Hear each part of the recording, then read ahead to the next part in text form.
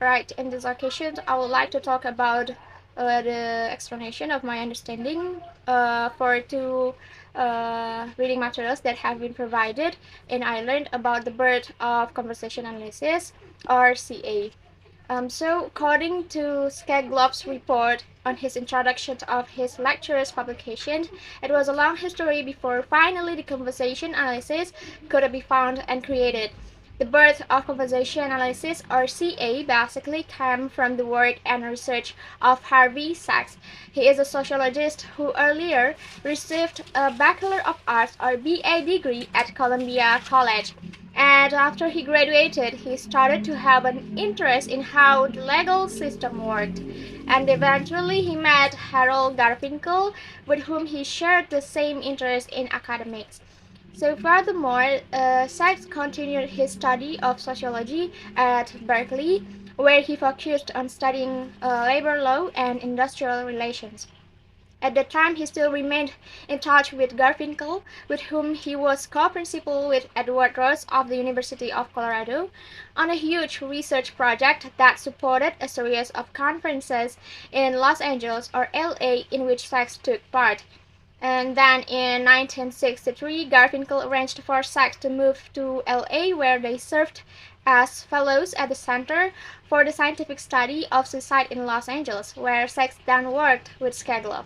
So finally, doing their job in the Suicide Prevention Center, Sachs began to examine the conversation between the center staff and the caller. The staff faced difficulties in obtaining the caller's name because although they had introduced themselves first, the caller wouldn't say their name or would even refuse to disclose it. This led Sachs to wonder in what type of conversation we know someone won't give their name. He gave the example, for instance, in the conversation: A. This is Mr. Smith. May I help you? B. I can hear you. A. Mr. Smith. B. Smith. In his conversation, Sachs argued that the caller's utterance, "I can't hear you," was produced to avoid giving his name without explicitly having to refuse to do so, by producing that the utterance the caller was able to move on with the conversation knowing that he might be expected to give his name. However, not all the utterance "I can't hear you" means to avoid giving them. Instead, it is one of the methods of avoiding giving name, and is proved that it was possible to analyze utterances in a conversation or interaction because when we produce utterances, we perform actions that also invite kinds of actions from the hearer. In addition, along with his partner, Sachs also examines the recordings of therapy sessions with juvenile offenders. They found that lengthy utterances, phrases, clauses, and even single words were designed objects that performed some activities during interaction. However, Sachs was not the only one who studied this field.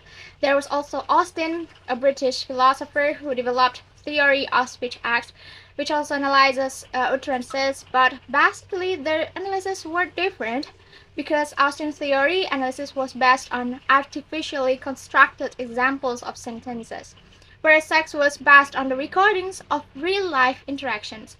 Furthermore, in doing the conversation analysis, they also need to make the transcription. In doing so, Gail Jefferson, the partner of Sachs, devised a system of transcription that uses symbols available on the conventional typewriters and computer keyboards. Thus, this system can analyze the timing of gaps as well as the emphasis, volume, and speed of delivery. Therefore, in doing this analysis, two types of transcription were needed. First is the conventional transcript, which merely records the words spoken, and second is the CA transcript, which uses the conversation analytic conventions and is able to capture a range of detail missed in the conventional transcript. Hence, CA is not only the study of transcripts, it also seeks to make sense of those events of which the transcription is a representation. And now, Sachs transcripts of his lectures remain a valuable source for researchers. Alright, that's all the explanation of my reading report. Thank you. Assalamualaikum warahmatullahi wabarakatuh.